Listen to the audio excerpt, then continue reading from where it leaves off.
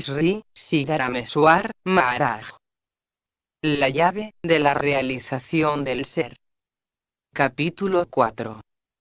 Explicación del cuerpo supracausal, o yo soy, bajo todos sus aspectos. Hasta aquí, hemos descrito los 4 cuerpos. Y ahora, vamos a ver cómo la consciencia los ilumina. Para captar un objeto desde el cuerpo físico, con la vista, es necesario que los 4 cuerpos estén presentes. Por ejemplo, si vemos un mango y sabemos que es un mango, el ojo físico, por sí solo, no puede tener conocimiento de él, del mango. Detrás del ojo físico, está el ojo sutil del intelecto, que conoce el mango, pero el ojo sutil del intelecto, tampoco es suficiente, pues estos 2 cuerpos, el físico y el sutil, deben de tener el soporte del cuerpo causal. Este cuerpo, el cuerpo causal, es el vacío, el espacio, la distancia, etc. Y para funcionar, el intelecto tiene necesidad del espacio, o del vacío. Así pues, están, el ojo, el intelecto, y el cuerpo causal, bajo la forma de espacio. Pero si no está el testigo del cuerpo supracausal para conectar todos estos estados, físico, sutil, y causal, no puede haber conocimiento de nada. Así pues, para conocer los objetos, deben de estar presentes los 4 cuerpos. Sin embargo, no es necesario el cuerpo físico, para conocer las modificaciones del cuerpo sutil, tales como la atracción, o la repulsión, pues este conocimiento, de las modificaciones del cuerpo sutil, tiene necesidad del soporte del cuerpo causal, y del supracausal. El cuerpo físico y sutil, tampoco son indispensables para que el conocimiento emerja del cuerpo causal, pues es el soporte del cuerpo supracausal el que sí le es indispensable, al cuerpo causal.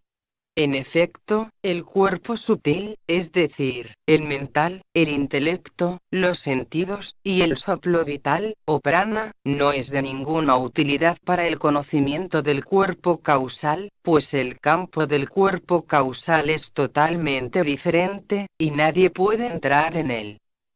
Entonces, ¿cómo sería acaso posible penetrar en el cuerpo supracausal? El mental y el intelecto, no pueden captar el cuerpo causal, ni el cuerpo supracausal, ya que están limitados al cuerpo sutil. El conocimiento del cuerpo supracausal, o Mahakarana, es autosuficiente, y no espera ninguna ayuda de los otros cuerpos. Este conocimiento es autoluminoso. El ojo puede ver un objeto, pero el objeto no puede ver al ojo. Para ver el sol, no es necesaria una lámpara. De igual forma, nadie puede ver al Rey de la Consciencia conocimiento, que es el ojo del ojo. Prueba su existencia, por su propia luz. Y aunque el ojo no puede verse a sí mismo, el que tiene ojos, no pone en duda que los tiene. En él, hay la convicción de que ve, porque tiene ojos. De la misma manera, este conocimiento de sí mismo, debería subsistir en él, cuando observa todo lo que es otra cosa que él mismo. Si queremos ver nuestro ojo, necesitamos un espejo, para que se refleje en él, este ojo, pero este conocimiento del ojo, no es más que el conocimiento de su reflejo. De hecho, esta consciencia del cuerpo supracausal, prueba su existencia, siendo el testigo de todo lo que es diferente de ella. Esta consciencia del conocimiento de sí mismo, no necesita ninguna otra prueba, frente a esta evidencia. Esta consciencia conocimiento, penetra todo, y sin embargo permanece invisible para el ignorante, para quien el cuerpo físico es lo más importante a sus ojos. Sin embargo, este cuerpo, el cuerpo físico, no es más que un granito en el océano, comparado con el cuerpo supracausal. Los caminos del mundo son tan extraños. Nos hemos acostumbrado, cuando miramos una cosa pequeña, a olvidarnos de la más grande, y hemos abandonado lo que se afirma por sí mismo, para glorificar un artificio. Alabamos la luz eléctrica, pero no al sol. Cuando miramos una imagen, olvidamos el muro en la que está puesta. Y si observamos el muro, olvidamos la casa. Cuando descubrimos objetos a plena luz, olvidamos la luz. Y cuando leemos las palabras sobre una hoja de papel, ya no somos conscientes del papel. Esto es lo que ocurre en este proceso. A pesar del hecho de que lo omnipenetrante es infinitamente más grande, lo olvidamos, cuando nuestra atención se focaliza en el objeto penetrado. El físico es penetrado por lo sutil, y el sutil, es penetrado por el causal. El causal, a su vez, es penetrado por el supracausal. El supracausal no puede ser visto, y por esto cada uno concentra su atención sobre el cuerpo físico. Pero aquel, cuyo punto de vista se ensancha y se vuelve el omnipenetrante, tiene entonces la revelación de esta verdad, de este conocimiento que se escucha en el conjunto del espacio, y que incluso engloba a este. El conocimiento que prevalece en el cuerpo supracausal, aunque aniquila la ignorancia del cuerpo causal, no puede destruir los cuerpos físico y sutil. El conocimiento superficial, adquirido por los cuerpos físico y sutil, no puede destruir la ignorancia. Solo el extraordinario y único conocimiento del cuerpo supracausal, destruye la ignorancia. Por ejemplo, la madera contiene fuego, en potencia, pero este fuego en potencia, no destruye la madera. La ignorancia es alimentada, incluso, por el conocimiento ordinario, y es solamente después de haber accedido a este conocimiento verdadero, cuando la ignorancia desaparece. Pero las funciones del cuerpo físico y del cuerpo sutil, no se detienen por eso, por haber accedido al conocimiento verdadero. Como el ignorante, el ser realizado, o Gnani, continúa recibiendo los impulsos del cuerpo físico y del cuerpo sutil. El objeto invisible en la oscuridad, se vuelve visible a la luz de una lámpara. La luz destruye la oscuridad, pero no el objeto. Solo la oscuridad desaparece. La ignorancia es totalmente disipada, a la luz del conocimiento de uno mismo, pero el cuerpo físico y el cuerpo sutil, continúan recibiendo impulsos. ¿Los percibe acaso el cuerpo causal? Reflexionemos. La ignorancia tiene varios aspectos: el error, el vacío, el espacio, la distancia, etc. Como consecuencia del conocimiento de uno mismo, la ignorancia es aniquilada, pero como este nivel de conciencia, los impulsos, deseos sutiles, o físicos, se manifiestan en un espacio, no podrían existir sin que un espacio fuese creado. Para alcanzar el conocimiento de uno mismo, hemos progresado, etapa por etapa, la una, destruyendo a la otra. Ahora, miremos atrás, y observemos. Primero, está la consciencia del sí, o yo soy. Luego, el cuerpo causal, bajo la forma de espacio. Luego, el cuerpo sutil. Y después, el cuerpo físico. Cada cuerpo surge fácilmente, y coge forma.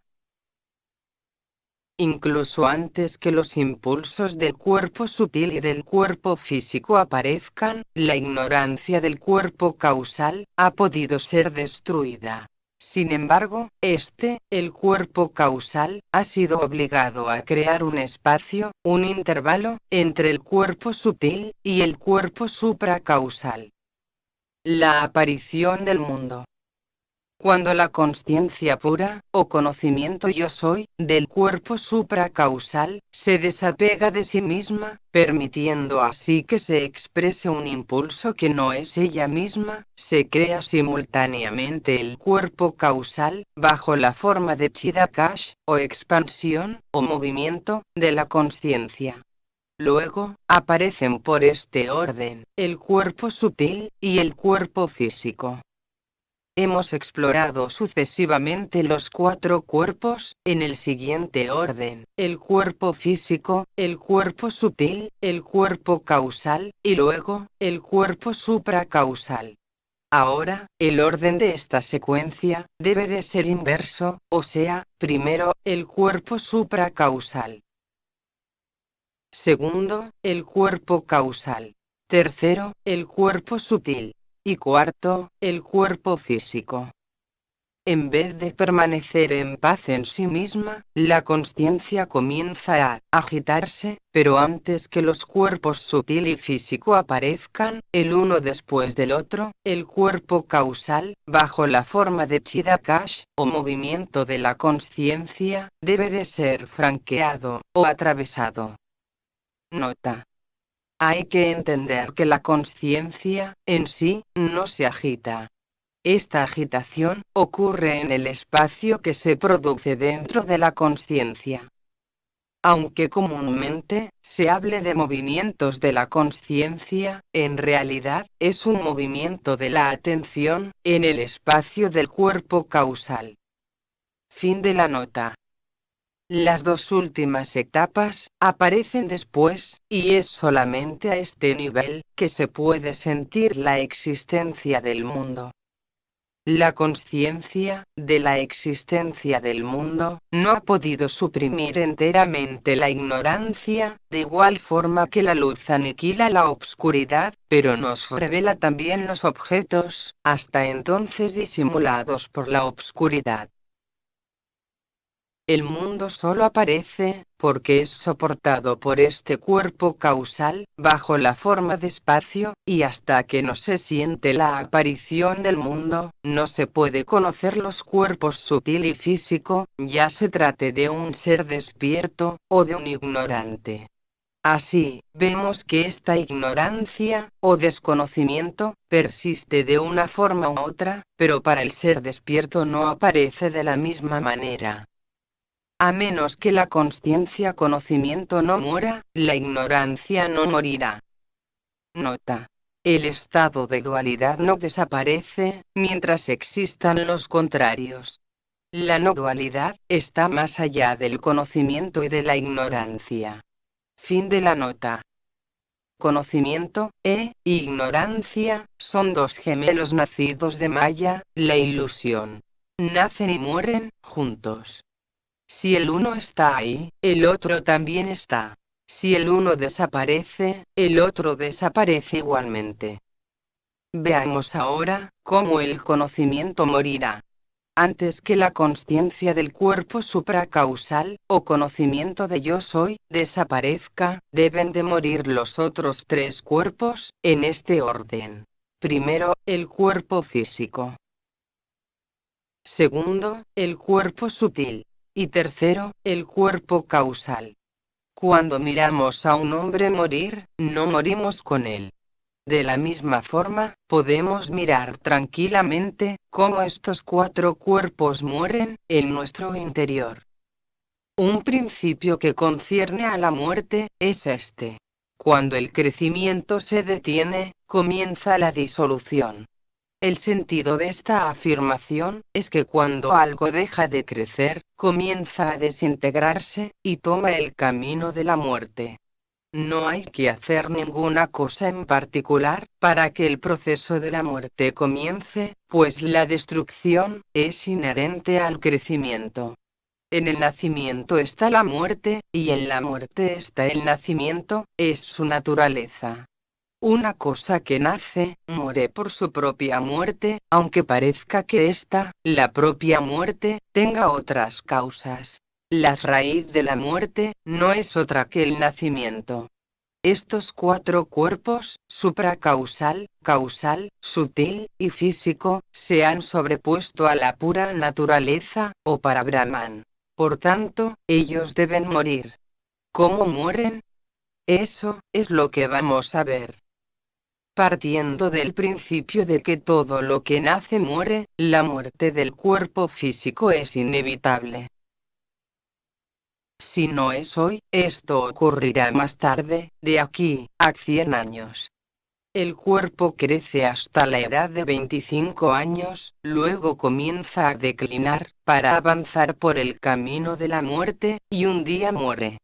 Como el cuerpo grosero, no es más que la forma física del cuerpo sutil, no hay una existencia independiente o separada. Un árbol, en su forma física, no es más que una prolongación de su semilla, que es el cuerpo sutil, y este árbol acabará secándose. El cuerpo sutil es la semilla del nacimiento y de la muerte, pero la semilla no se destruye tan fácilmente como el árbol. Su propio crecimiento es enorme, y si la semilla, no es destruida por el esfuerzo consciente del hombre, continuará proliferando eternamente. Este crecimiento se vuelve la causa de un número infinito de formas físicas, proyectando de esta forma al ser dentro del torbellino de los 84 millones de vidas. Nota. La filosofía hindú admite que el cuerpo sutil del ser pasa por todas las formas de nacimientos posibles, antes de obtener la encarnación humana, o sea, unos 84 millones de vidas. Fin de la nota. Mientras que el crecimiento del cuerpo físico se detiene automáticamente, el cuerpo sutil continúa creciendo, y es ahí cuando sentimos la necesidad de la ayuda de un maestro, para comprender cómo detenerlo. Para detener el crecimiento del cuerpo sutil, y su séquito de sueños, voluntades, y dudas, debemos renunciar al deseo. Los deseos, los sueños, y los miedos, son producidos por el mental, y es igualmente, por medio del mental, como podremos desarraigarlos, a los deseos, sueños, y miedos. Lo que es creado por el mental, no puede ser destruido por la mano, y, al revés, lo que es creado por la mano, no puede ser destruido por el mental. Cuando intentamos suprimir estos sueños y estos deseos, por la fuerza, parece que se multiplican. El mental es tan difícil de coger, que cuando se intenta dominarlo, se agita de lo lindo. El maestro da la solución para detener su expansión, diciendo: si intentáis apaciguaros interiormente, poco a poco la voluntad, sankalpa, y la duda, vikalpa, se disolverán. Comprendemos, sin esfuerzo, lo que es la quietud, cuando observamos los ojos de un niño adormecido, y con qué facilidad se desliza en el sueño profundo, olvidándose de él mismo. Para nosotros, es una buena lección de abandono, y por el simple hecho de observarla, nos dejamos deslizar a un estado de olvido, sin sueños, sin deseos, ni inquietudes. Para quitar una espina, utilizamos otra espina. De igual forma, el mental no puede ser quebrado, más que por el mental. La aparición y la desaparición, el nacimiento y la muerte, son dos caras opuestas de un mismo estado de conciencia. Cuando una cara aparece, la otra desaparece, y viceversa. La muerte se produce en ella misma, en el mismo estado de conciencia. Cuando las construcciones mentales son aniquiladas, el cuerpo causal se revela, bajo la forma del puro olvido, y el aspirante tiene conocimiento de este estado, de la consciencia del cuerpo causal. Una duda puede subsistir aquí, pues aunque el mental haya sido quebrado, y el estado de puro olvido, alcanzado, ¿no puede acaso el mental, volver a surgir? En efecto, el mental no muere. Entonces, la solución reside en la práctica asidua del mantra dado por el maestro. Una vez comenzada la empresa de detener la expansión del mental, el mental, tomará, inexorablemente, el camino hacia la muerte, hasta la extinción total. Pero es necesario perseverar en el estudio, como en la práctica del mantra. Cuando un árbol comienza a secarse, todos los esfuerzos que puedan hacerse por mantenerlo verde, serán vanos, y un día acabará por desraizarse, y caerá. El mental acabará agotándose, si se frena constantemente su crecimiento, y se apagará automáticamente. Pero el aspirante no debe dejar de practicar. El cuerpo causal se desvela, después de la muerte del cuerpo sutil. Pero veamos ahora, cómo el cuerpo sutil se apaga, él mismo. Cuando un estado de consciencia o conocimiento aparece, de forma imprevista, lo experimentamos, pero cuando desaparece, guardamos su recuerdo. Cuando se produce esto, experimentación y recuerdo de un estado de consciencia, este estado es poderoso y se extiende. Pero cuando su flujo de experimentación disminuye, su recuerdo se esfuma. Cuando un hombre agotado por el calor del sol se refugia bajo la sombra de un árbol, inundado de repente por un apacible frescor, suelta una exclamación placentera, que revela que un flujo de paz lo inunda y lo sumerge. Sin embargo, un instante después, exclamación placentera, se olvida, y el hombre descansa tranquilamente, sin prestar atención a lo que le rodea. Así, cuando lo más sutil del cuerpo sutil, con su agitación y sus luchas, se reabsorbe, el cuerpo causal, bajo la forma de olvido y de vida apacible, se desvanece automáticamente. Cuando se reniega de este estado negativo, de ello no resulta más que negación, y para destruirlo, tampoco se necesita la espada del estado positivo, o yo soy.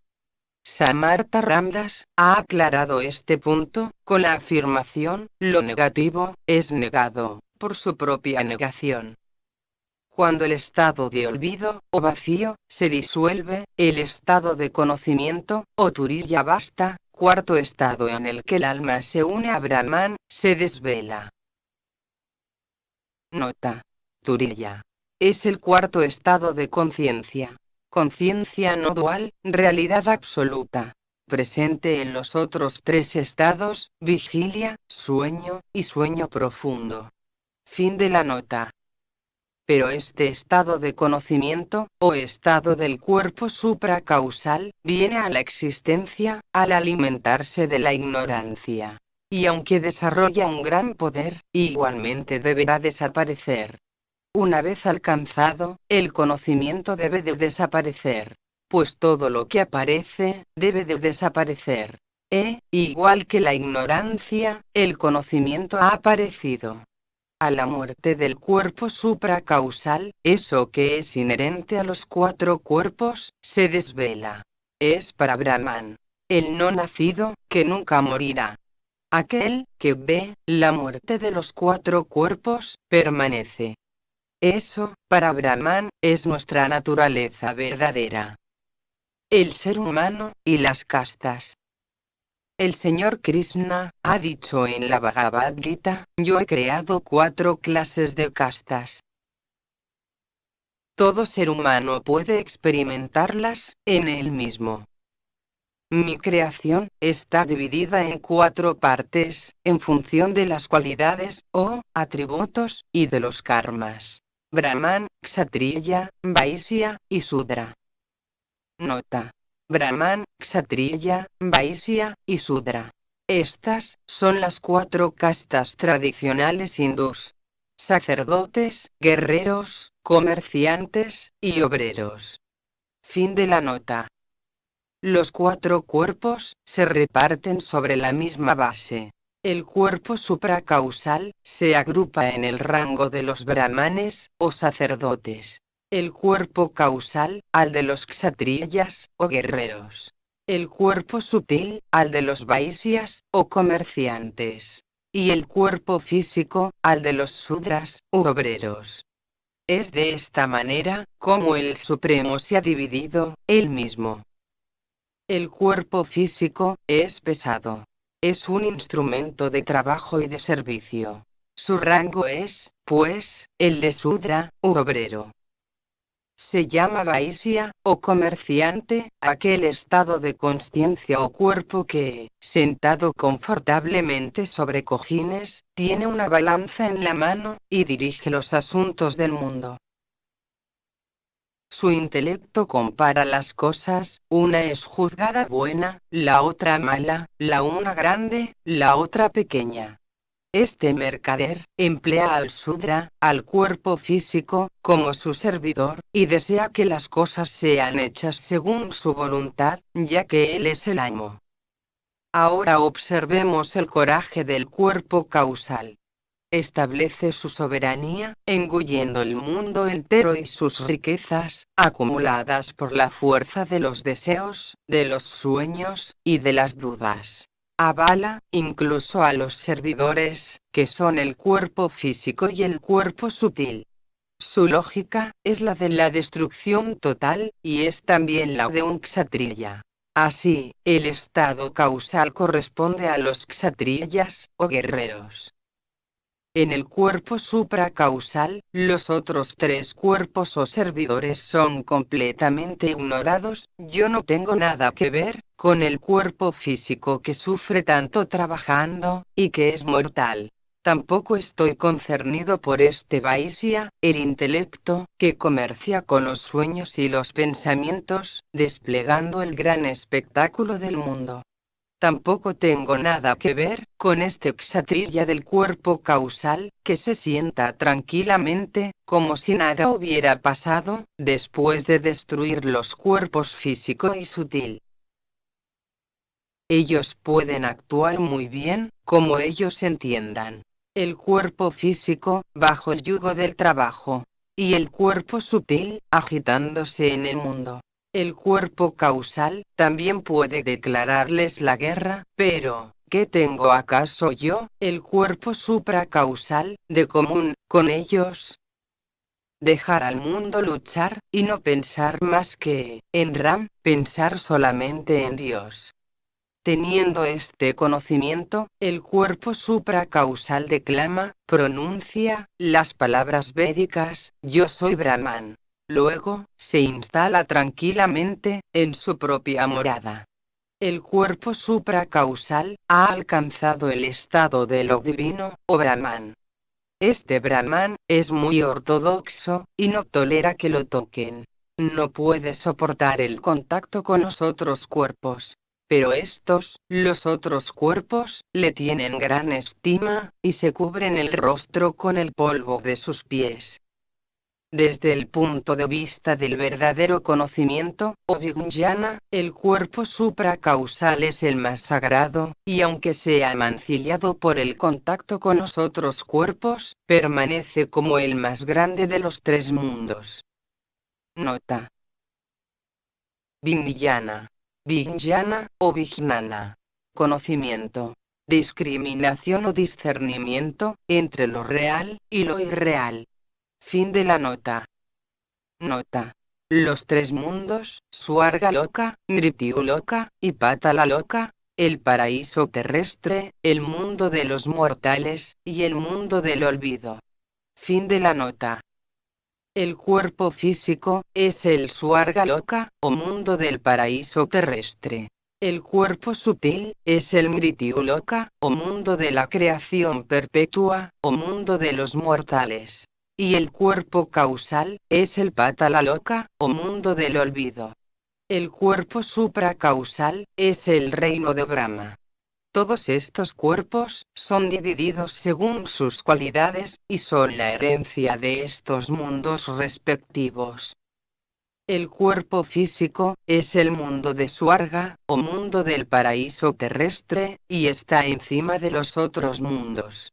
Los maravillosos jardines y los bellos bosques, han sido creados para este mundo, y los hombres disfrutan de toda clase de placeres. La deidad que lo preside, es Brahmadeva, cuya cualidad principal, es Rajas, o cualidad dinámica. El mundo que hay debajo, o cuerpo sutil, es Mrityuloka, o mundo de los mortales. Es la gran fábrica de nacimientos y de muertes. Este proceso continuo de nacimiento y de muerte, no es otra cosa que la aparición de una modificación mental, que es nacimiento, y su declinar, que es muerte. Cada uno debería examinar sus propios nacimientos y renacimientos, pues en un mismo día, nacemos y morimos, numerosas veces. Todo concepto produce una apariencia visible, y cuando este concepto se apaga, la apariencia visible también se desvanece. Nosotros lo experimentamos continuamente, el proceso continuo de nacimiento y de muerte, en el cuerpo sutil. Cuando los conceptos se apagan, es el fin de una era, o un kalpanta. Las escrituras han aceptado los principios de creación y de apariencia. Aquí, se trata de la afirmación del mismo principio. En cuanto aparece una idea, aparece el mundo, y cuando esa idea desaparece, el mundo desaparece. Hasta que el cuerpo sutil, bajo la forma de Mrityuloka, o mundo de creación perpetua, o mundo de los mortales, no sea totalmente aniquilado, una multitud de eras, aparecerán y desaparecerán.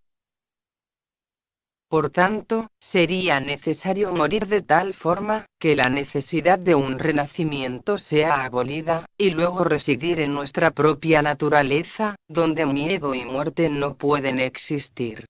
Lo que debe de suceder, sucederá.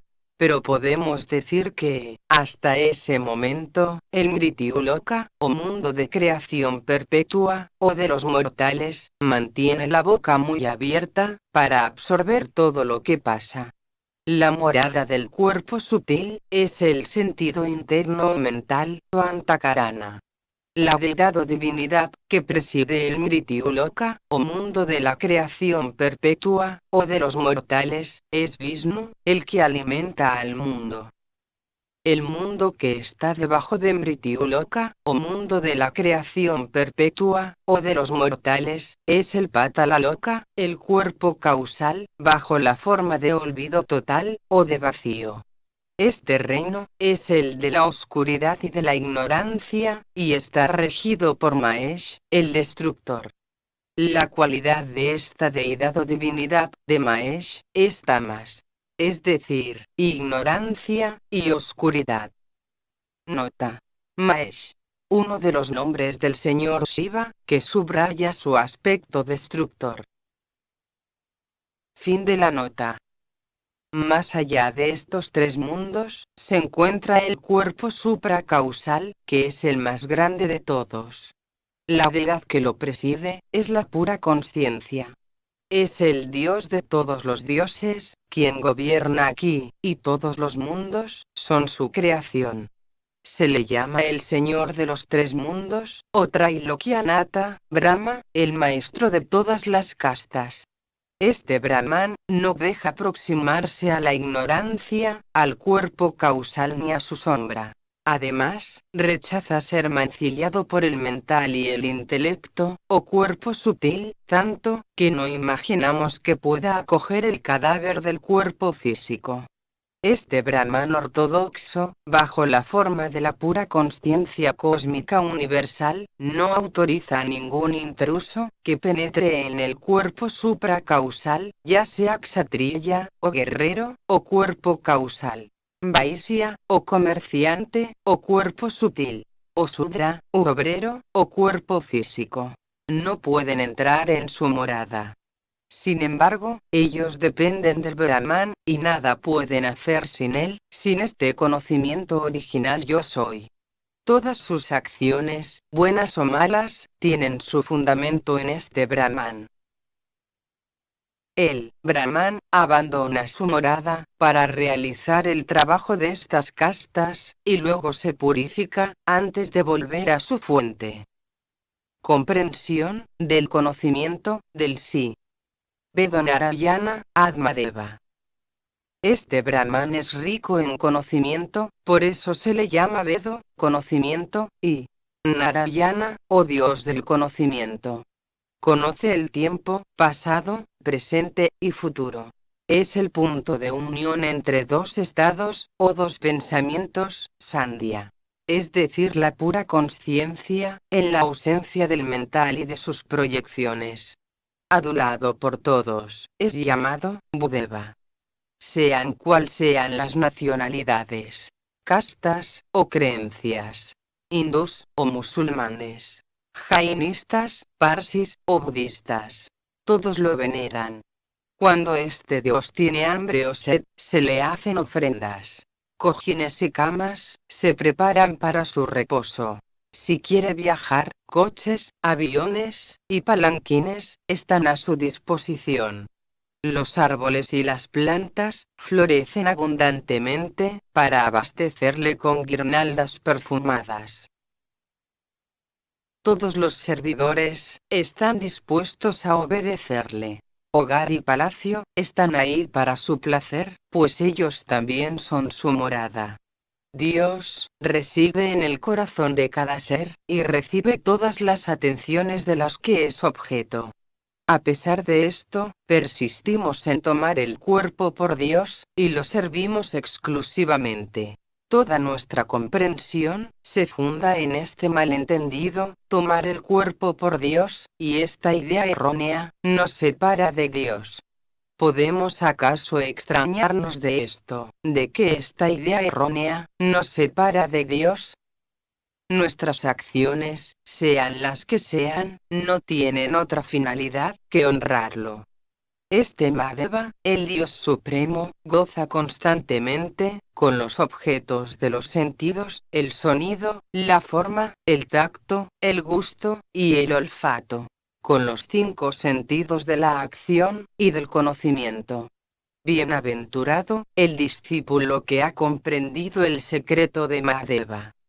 De forma natural, le dedica hasta la más ínfima de sus acciones. Los pájaros, las abejas, y hasta las hormigas, honran a este Dios. Pero no pueden comprenderlo, pues no tienen intelecto, y no se les puede censurar por eso. Pero, qué reprobable, es que un ser humano, dotado de inteligencia, no comprenda que hasta el más ínfimo de sus actos, es hecho únicamente por este Dios. Qué triste que es, en verdad. Este Dios, es el Rey del conocimiento, de la conciencia, que gusta y saborea, el alimento que avala. Que distingue el perfume, del mal olor.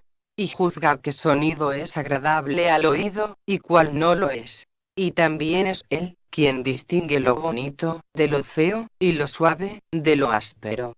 Es omnipresente, y reina en el corazón de todo ser humano.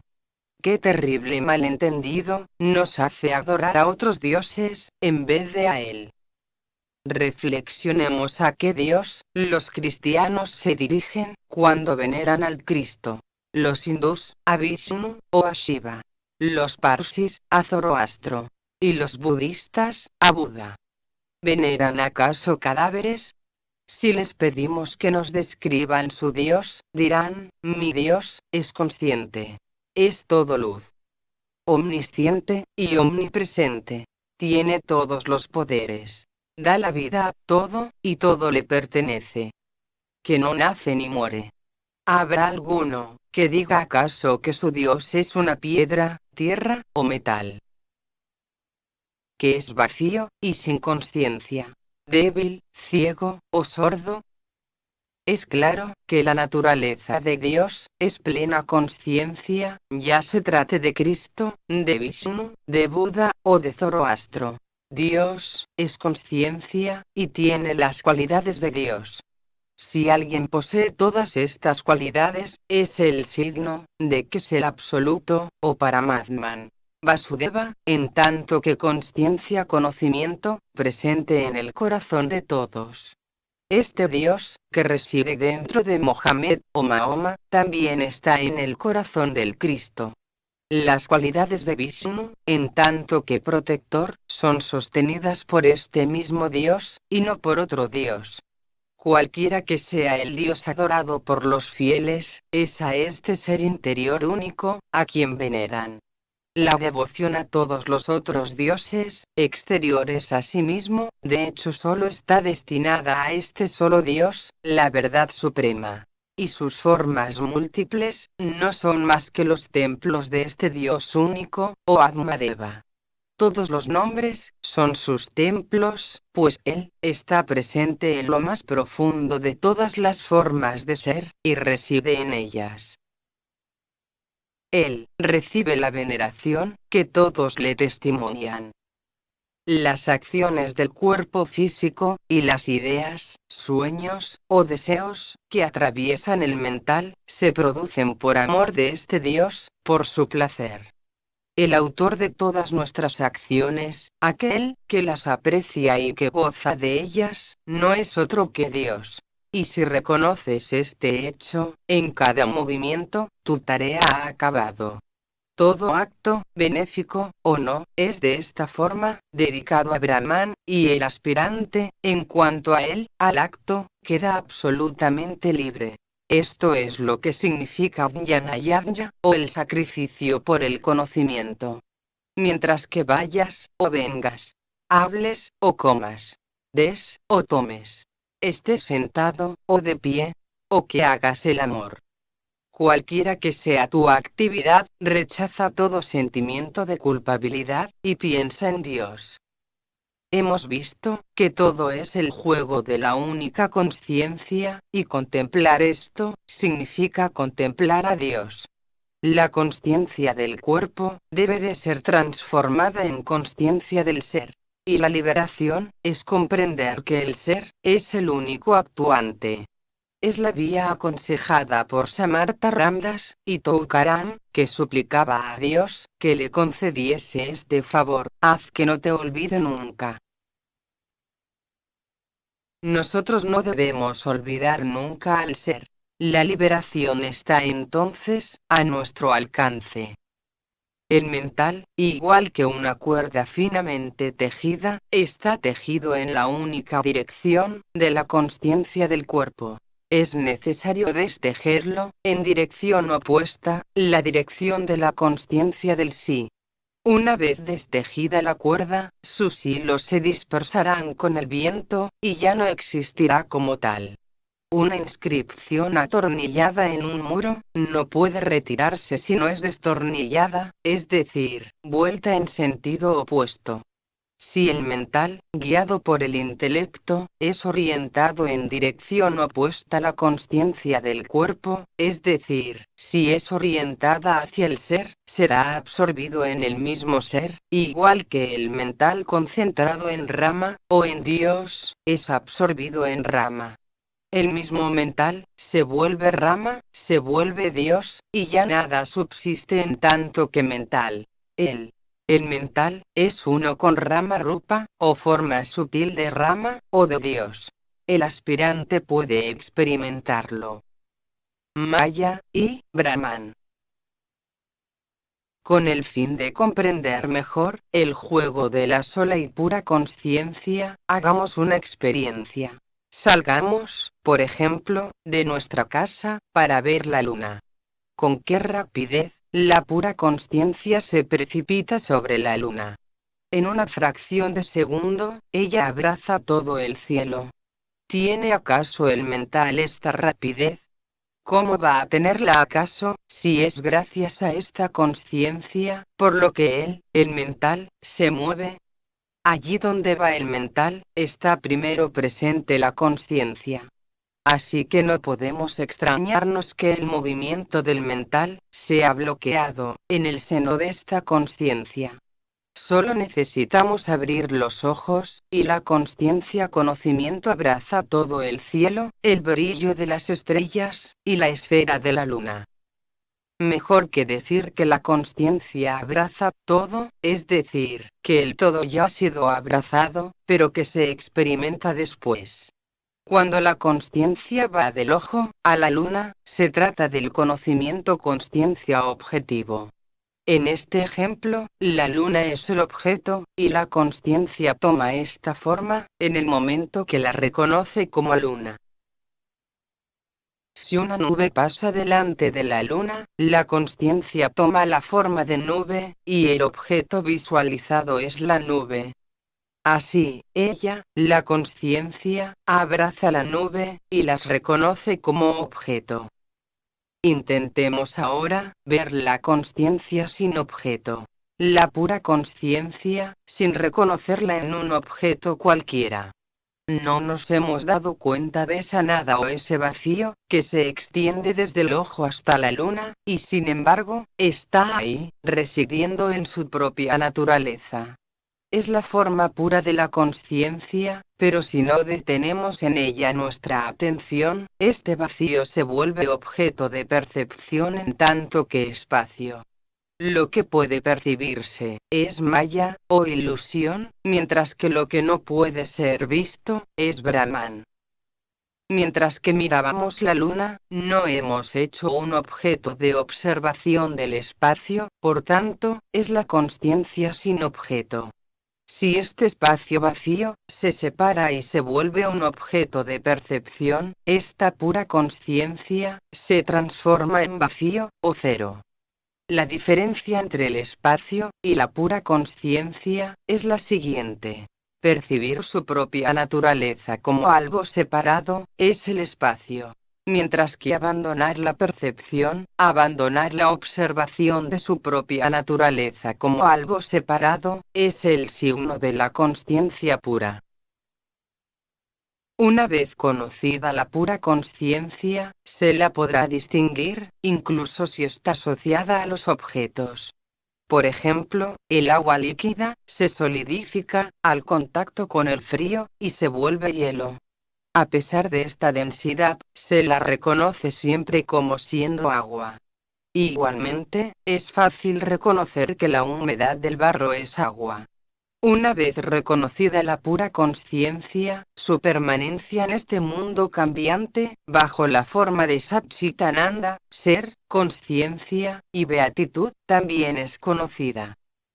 El agua pura, no tiene ni color, ni forma, ni gusto, ni olor, y si se comprende bien esto, siempre se podrá reconocer, incluso cuando ella esté asociada a otra substancia, o cuando su forma sea modificada.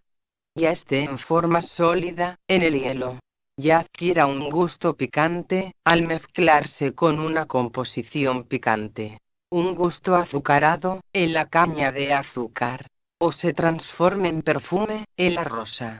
Fácilmente se puede reconocer el agua pura, si hacemos abstracción de la forma, del gusto, y del olor. La pura consciencia puede reconocerse por este método de eliminación, incluso si está condicionada. Este condicionamiento se descubre al discernir los elementos dentro de la forma. Entonces se comprende cómo la pura consciencia penetra toda forma. Pero algunos, antes de alcanzar la pura consciencia, por el método de eliminación, comienzan a cotorrear sobre Dios, y adoptando el método de la enumeración, repiten machacando. Él abraza a todos los seres, y todas las formas. Solo Rama existe. El mundo y su creador, no son más que uno, etc. Todo este bla bla bla, no tiene ningún interés, y los que se contentan con repetir fórmulas profundas como, yo soy Brahman. Los sentidos hacen su trabajo. Yo no soy el autor. No existe en mí, ni pecado, ni virtud. Esos que se contentan con repetir fórmulas profundas, no realizan el sí, sino que se ilusionan sobre ellos mismos. Estos autodidactas de la búsqueda del sí, pierden el gozo por este mundo y por el otro. El santo Kabir decía de tal hombre, se ha ido, como ha venido. Estos hombres mueren en el mismo estado de conciencia en el que han nacido. No han avanzado ni un paso. Estos eruditos mundanos toman el sonido de la palabra por el verdadero conocimiento del ser. Pero, ¿puede acaso la verdad penetrar en el espíritu del ignorante? Los sentidos hacen el trabajo de los sentidos, yo no soy los sentidos. Las cualidades del mental dependen del mental, las cualidades del cuerpo dependen del cuerpo. ¿En qué me conciernen acaso? Yo no soy ellas, ni las cualidades del mental, ni las cualidades del cuerpo. No hay nada falso en estas afirmaciones. Pero, ¿quién comprende acaso la verdad? ¿Quién experimenta acaso la verdad? Solo aquel que verdaderamente sabe quién es. Pero, ¿cómo puede acaso eso ayudar a los otros, si ellos mismos no lo experimentan? Cada uno debe experimentar su propia felicidad. Y sobre esto, Tukaram decía, cada uno, por sí mismo. Si se le enseña a un loro a repetir las palabras, Brahman es la verdad, el mundo no es más que apariencia, el loro, las repetirá. Pero, ¿podremos decir acaso que ha comprendido a Brahman y lo que son la apariencia y la verdad? Sin la comprensión, no se puede recibir la felicidad del conocimiento. El discípulo debe, pues, desconfiar de los que hablan bien, y persistir en su búsqueda, con el fin de alcanzar, por medio del método de la eliminación, la comprensión de la pura conciencia. El que busca, no debe de seguir al predicador hipócrita. Primero debe saber, estudiando de manera continua, por medio del método de la eliminación, lo que es el conocimiento puro.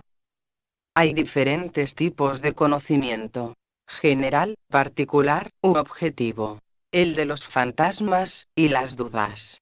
Y el conocimiento sin pensamiento. Los conocimientos particulares, objetivos, oníricos, o dubitativos, son contradictorios, con relación al conocimiento puro.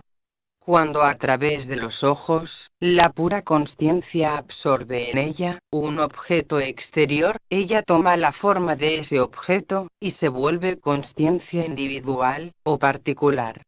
Si el objeto es físico, es una consciencia objetiva. Si se trata de un pensamiento, lo que es sutil, es la consciencia conceptual, o savikalpa. De esta manera, la pura consciencia toma la forma del objeto o de la idea, y se puede colocar dentro de la categoría del conocimiento o consciencia particular. La consciencia individual o particular, al ser artificial, es por fuerza, de naturaleza inestable, y debe, esta es la regla, volver a la consciencia universal, la conciencia yo soy. Caminamos, por ejemplo, con una cadencia normal, común a todos. De repente, aceleramos el ritmo, y comenzamos a correr. Esta cadencia se vuelve entonces particular. Pero sin embargo, ¿cuánto tiempo acaso podemos correr? Muy pronto, volveremos a la velocidad natural. De la misma forma, interiormente todos somos amorosos. El amor del ser es universal, común a todos. Pero cuando el amor se dirige hacia un hijo, un amigo, o una casa, es un amor no natural, que desaparecerá como ha venido. El amor que llega, es un amor particular, individual. Es transitorio, y perecedero. El placer que se obtiene de los objetos exteriores, es, igualmente, un placer particular, que es temporal. Una cosa pequeña, provoca la experiencia individual. Mientras que lo que abraza todo, no puede ser experimentado, ya que el Brahman es infinito. Y nosotros, somos ese Brahman omnipenetrante. Lo individual o particular, es ilusión, maya. Mientras que lo universal, es Brahman, y nosotros somos eso. No podemos, pues, por lo individual o particular, experimentar el amor de nuestro propio sí universal, y por eso no gozamos de la dicha y de la felicidad, de nosotros mismos. Ahora, observamos, lo que llamamos la consciencia universal, sin objeto ni concepto. Entre el objeto físico exterior y el ojo, entre el intelecto y el pensamiento, hay un pequeño espacio, un intervalo.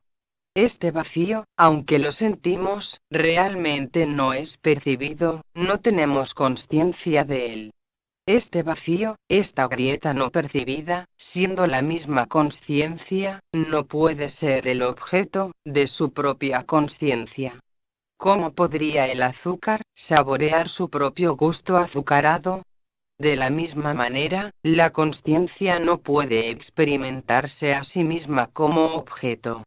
De forma natural, ella se extiende entre el ojo y el objeto, y entre el intelecto y el pensamiento, y si estamos vigilantes, podremos remarcar de qué manera esta pura conciencia, común, universal, nos impregna espontáneamente, antes de objetivizarse. Pero esta vigilancia no es la que consiste en decirse frente a un objeto, yo soy quien percibe, o el observador, o quien piensa una idea. Pues eso, la pura conciencia, realmente no puede ser vista, más que cuando el pensamiento, yo soy el observador, y la observación misma, son los dos abandonados. El instrumento de la visión es el ojo, y el del pensamiento, el intelecto. Si dejamos a un lado estos dos instrumentos, no se ve más que la pura conciencia. El ojo y el intelecto acaban por atrofiarse cuando son ignorados. Entonces, solo la conciencia permanece. Intentar conocer la pura conciencia, por medio de la visión y el intelecto, significa, de hecho, olvidar la pura conciencia, yo soy, y dar acceso al intelecto. Conocer, significa no conocer. Sabiendo esto, el aspirante se vuelve la pura conciencia, nos dice Samartha Ramdas. Al intentar conocer la pura conciencia, nos separamos de ella. Mientras que si no nos esforzamos en reconocerla, no existe separación. Este enigma es difícil de resolver, y numerosos son los hombres avanzados, yogis y ermitaños, que han fracasado en esta prueba. Han interpretado mal lo observado y el observador, pues no se cansan de discurrir sobre la consciencia universal, Paramatma, diciendo, ella es así, como aquello. Es parecida a la luz de 1.000.000 de soles. Es resplandeciente, etc. Ellos han dicho todo lo que se les pasaba por la cabeza, perdiendo de vista la conciencia de eso que afirmaba, ella es así, ella es asá. Tan ocupados en discurrir sobre el despertar, han olvidado quién habla. El mismo observador es olvidado. El hombre con coraje marcha a la búsqueda de Brahman, pero lo observado, lo que es percibido, es el obstáculo que encuentra en su camino. La mayor parte de los buscadores topan con esta dificultad. Entre la multitud del peregrinaje, he perdido mi propio sí, e incluso buscando el mí, no he podido encontrarlo. Entonces, me he dirigido a la comisaría, para denunciar la pérdida de mí mismo. Un policía, aproximándose a mí, me abofetea tan violentamente, que mi mejilla se puso totalmente roja.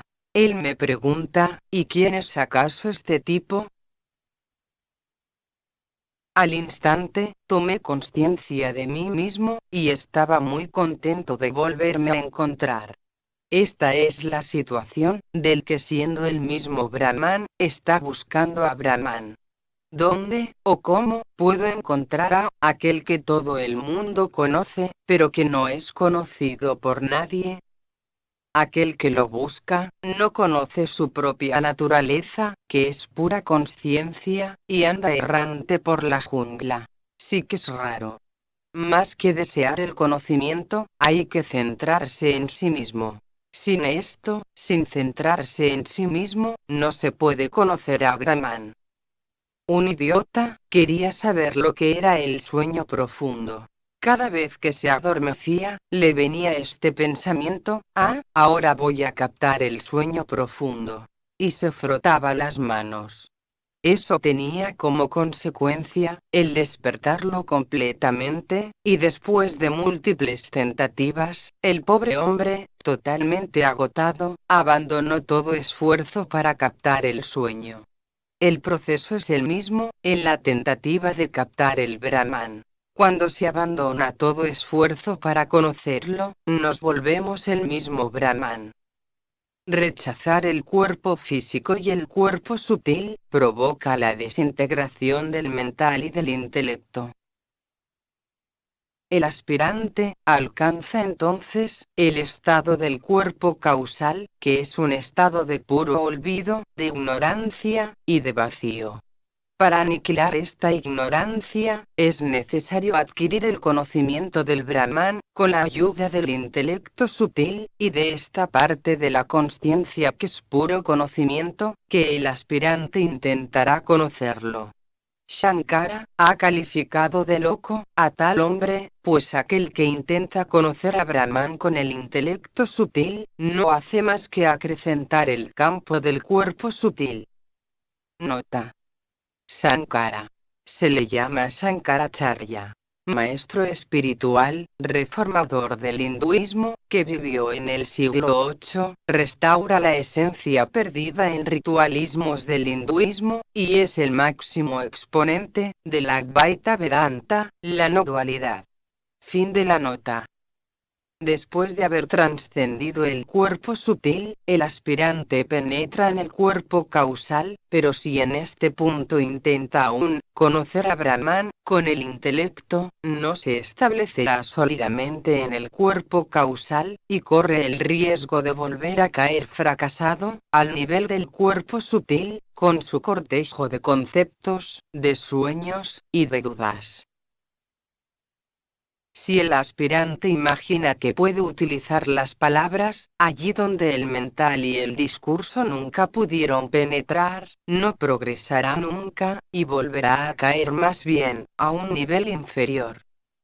El buscador no debe de permanecer como buscador, sino que debe volverse un ser despierto, o siddha, y para eso, deberá franquear o atravesar todas las etapas de los cuatro cuerpos, físico, sutil, causal, y supracausal.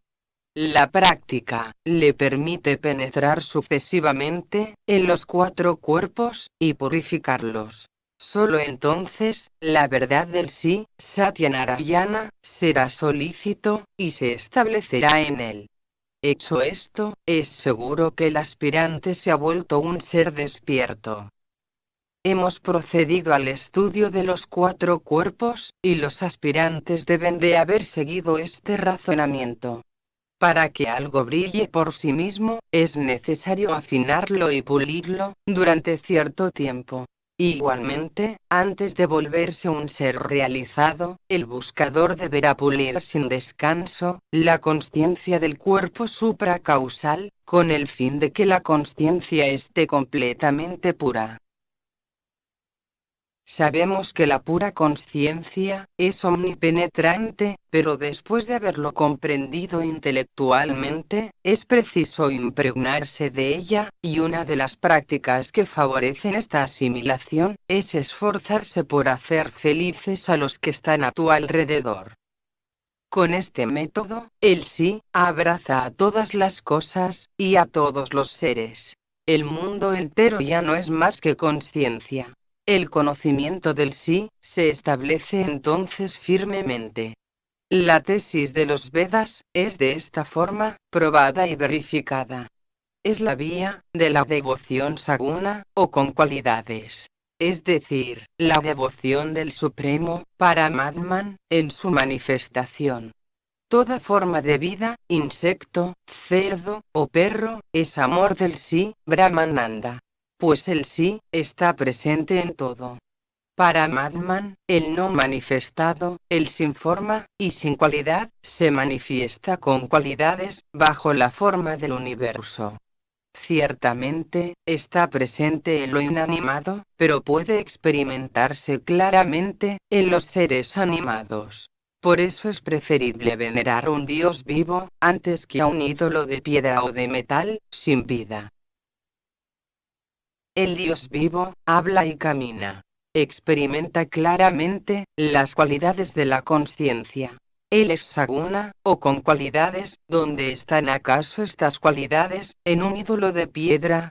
¿Podemos encontrar acaso en él, en el ídolo, una de las tres cualidades, sattva, rajas, o tamas?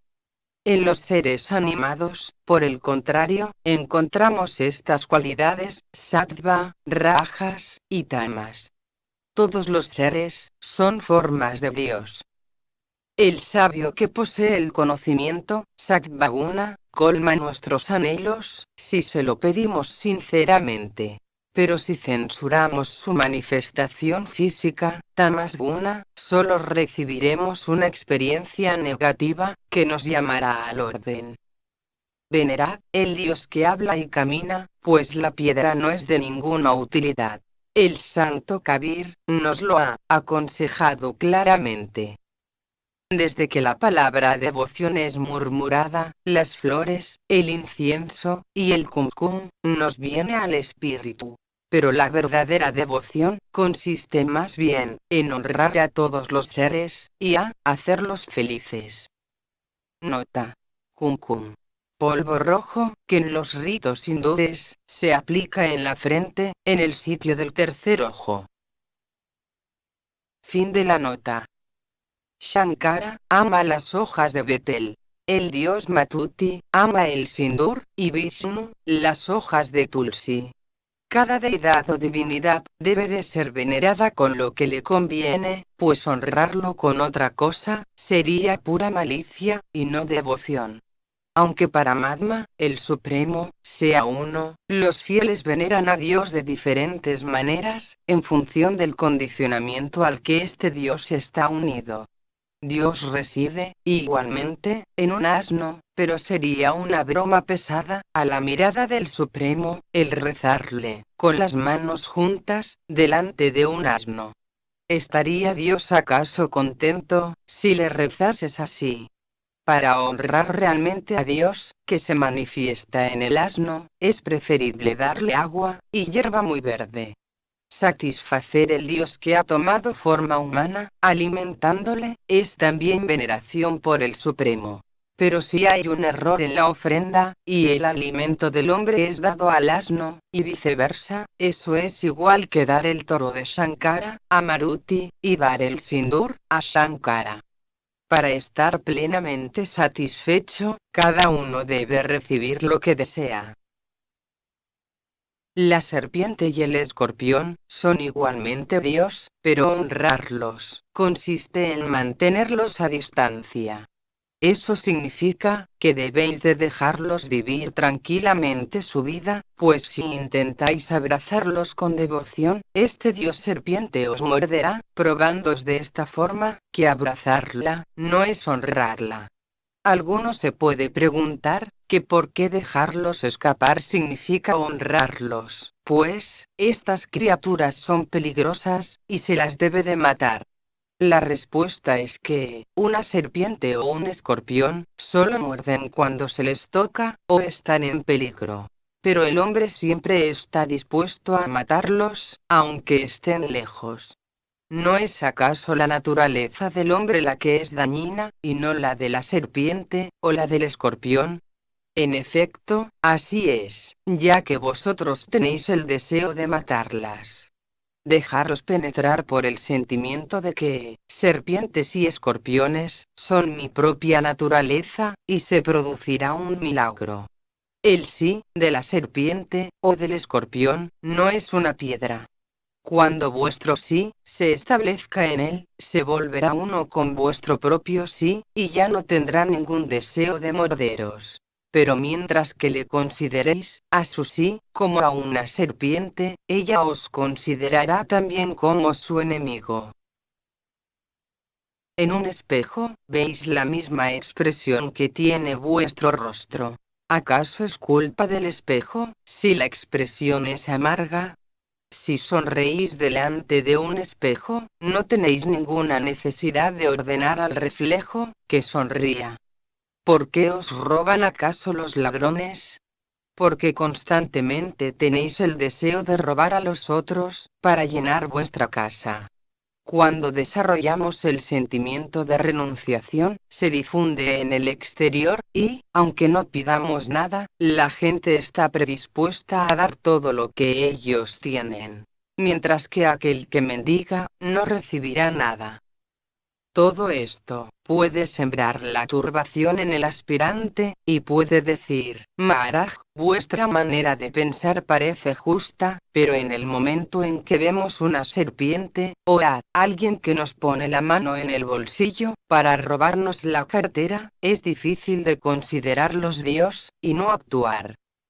Querido aspirante, te comprendo bien. Eso te parece imposible, a causa de la costumbre, alimentada vida tras vida. En efecto, no se llega a esto de golpe, pero, por ejemplo, es posible comenzar la experiencia, por los insectos de la casa, antes que con las serpientes y los escorpiones. Se puede estudiar la unidad del sí, en todas las cosas y en todas las criaturas, a través de esta pequeñita acción, que es no matar los insectos. La experiencia de la unidad de todos los seres, incluso los más molestos, se produce entonces, naturalmente, y poco a poco, la confianza en uno mismo se desarrolla. No hay que matar a los insectos, hay que dejarlos tranquilos. Tampoco es este el pensamiento que se deberá tener, sino ellos provienen de mi propia naturaleza, y de sus formas, su felicidad es la mía. Una madre tiene un gran gozo, al satisfacer el deseo de su hijo, de alimentarse de su seno.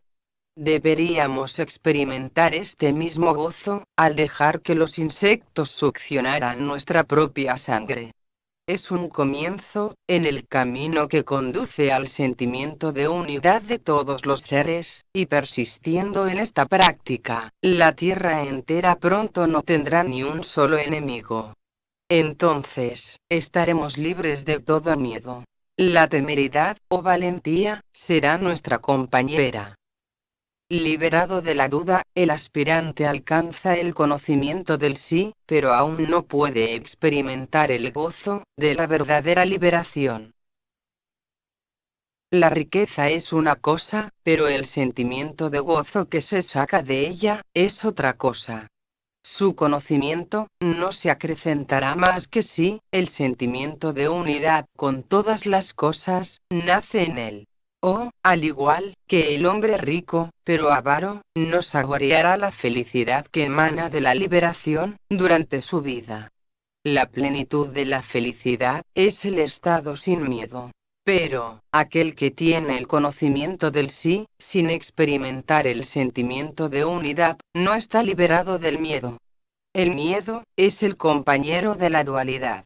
Es el gran obstáculo que sobreviene en el camino de la felicidad que brota de la liberación. El aspirante deberá venerar al Supremo, después de haber realizado el conocimiento del sí. El conocimiento en bruto será así moldeado por la devoción. Un jalebi, o dulce hindú, frito en mantequilla, se vuelve blando, una vez remojado en un jarabe de azúcar. De la misma forma, el ser realizado, saborea plenamente la vida, a través de la devoción que brota del conocimiento. En un juego llamado Sufarti, el jugador debe de ir de una casa a la otra, de la más pequeña a la más grande, y cada vez debe de llevarse a la suya lo que encuentra en cada casa. Entonces el juego termina. De la misma forma, primero se debe de transferir la consciencia del cuerpo físico al cuerpo supracausal, y luego volver a su propia casa, el cuerpo físico, con el tesoro de la pura consciencia. La experiencia de que el mundo no es más que consciencia, es en sí misma, consciencia o conocimiento, que se vuelve la realidad final, Vijnana. Nota. Vijnana. Vijnana, o conocimiento. Discriminación entre lo real y lo irreal. Fin de la nota. Pero, a causa del sentimiento de que existe alguien más que yo, nos afanamos día y noche, por proteger a nuestra mujer, nuestra riqueza, todas nuestras posesiones, de la influencia de ese otro. Nos transformamos en centinelas vigilantes, reivindicando una propiedad. Pero aquel que se deja penetrar por el sentimiento de unidad con todos, pensando, yo soy omnipresente, y abrazo todas las cosas. De Casti, o guardián, se transforma en Agasti, el sabio, que avala el océano de los 5 elementos, de un solo trago. Así, es como el aspirante se libera del miedo, en este mismo cuerpo, y saborea plenamente, el fruto de lo que se llama liberación. Realización, de la verdadera naturaleza del hombre. Hasta el momento, hemos estudiado las diferentes etapas del conocimiento del sí. Después, hemos estudiado la devoción que sigue al conocimiento. Hemos alcanzado la etapa en que el discípulo se vuelve un jnani, consciente de él mismo. El fin de todo conocimiento del cuerpo supracausal desemboca en el hecho de considerar al mundo como uno mismo. Aunque esto sea cierto, sin embargo, Samartha Ramdas ha denominado esta consciencia del cuerpo supracausal, el Brahman inconstante, en relación con Parabrahman, que es inmutable, y está más allá de Brahman. Parabrahman es diferente del Brahman manifestado y no manifestado, de 4 cuerpos. Por tanto, el Parabrahman es no consciencia. Las escrituras dicen que para Brahman no es ni esto, ni aquello, neti, neti. Eso quiere decir que no es ni la consciencia conocimiento, ni la ignorancia. Lo inmutable, que no cambia, para Brahman, o para Madman, es la única verdad.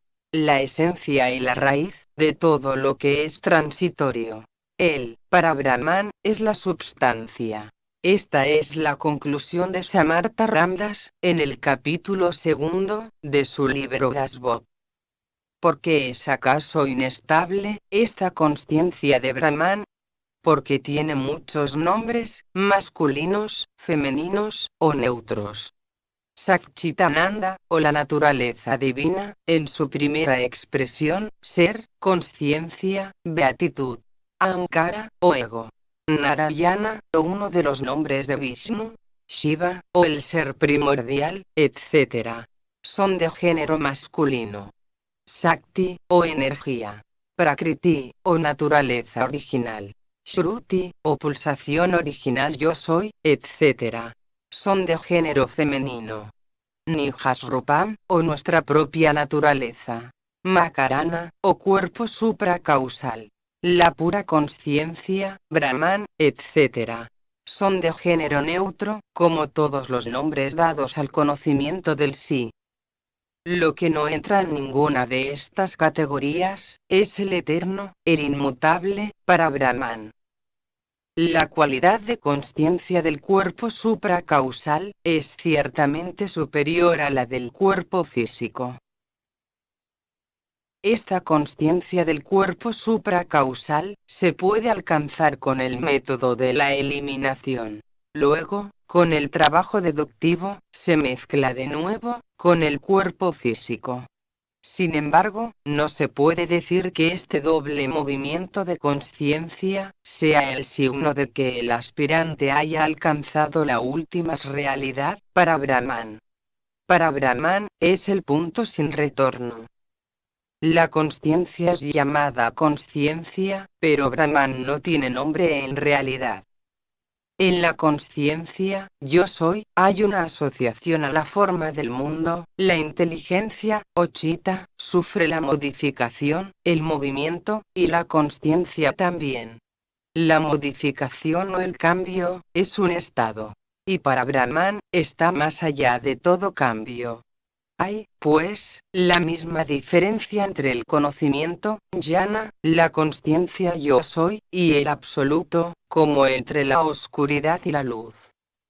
Cuando hay contacto entre lo inmutable y lo cambiante, el intelecto se turba, nos dice Samartha Ramdas. Y es así, como se desliza el último malentendido. Antes de que aparezca el conocimiento yo soy, el puro olvido se cree, equivocadamente, que es conocimiento. De la misma manera, si este conocimiento, jnana, no es desarrollado suficientemente, igualmente será mal interpretado y confundido con el supremo conocimiento, vijnana, o para Brahman, que es la ausencia total de modificación, y el aspirante se estancará en ese nivel. Samartha Ramdas ha comparado al sabio, Jnani, que no ha alcanzado el objetivo final, a un hombre despierto, dentro de un sueño, que piensa que realmente está despierto, mientras que continúa roncando. Pensáis que se trata del despertar, pero aún estáis dentro de la ilusión. Este es el aviso que Samartha Ramdas ha dado a los sabios que se ilusionan de su realización. El cuerpo físico y sutil son como un sueño para el cuerpo supracausal, pero él mismo, el cuerpo supracausal, es también un sueño dentro de la realidad suprema, vijnana, o conocimiento puro yo soy. En la ignorancia hay esclavitud, y en el conocimiento hay la liberación, pero cuando los dos, conocimiento, ignorancia, desaparecen, ¿cómo podría acaso subsistir la idea de la esclavitud, o la idea de la liberación? Las escrituras no van más allá del cuerpo supracausal, y hasta allí, todo es teoría. Pero dentro del campo del conocimiento, más allá del cuerpo supracausal, la conclusión se impone por sí misma, y es aquí donde todo lo que anteriormente ha sido desarrollado, ahora es borrado. Cuando se aniquila el orden fenomenal, lo que queda, es vuestra verdadera naturaleza. Es imposible describirlo con palabras, ya que el conocimiento verbal es en sí mismo ignorancia, el que la consciencia se vuelve no consciencia, y que los remedios prescritos por las escrituras no son más que obstáculos. Solo por vosotros mismos podéis ver cómo alcanzar la cima. El maestro os conduce hasta el umbral, y os empuja al interior, pero no puede mostraros la belleza del espectáculo interior. Debéis encontrar el tesoro, vosotros mismos. Desde ahora, ya nada más puede ser transmitido por las palabras, y lo que ellas no han podido alcanzar, os ha sido confiado. Podemos incitaros a volveros buscador, pero solo vosotros podéis volveros un ser despierto. Este libro se termina, y las palabras ahora son superfluas. El canto del maestro es límpido. Hari Om Tat Sat. Tú eres eso.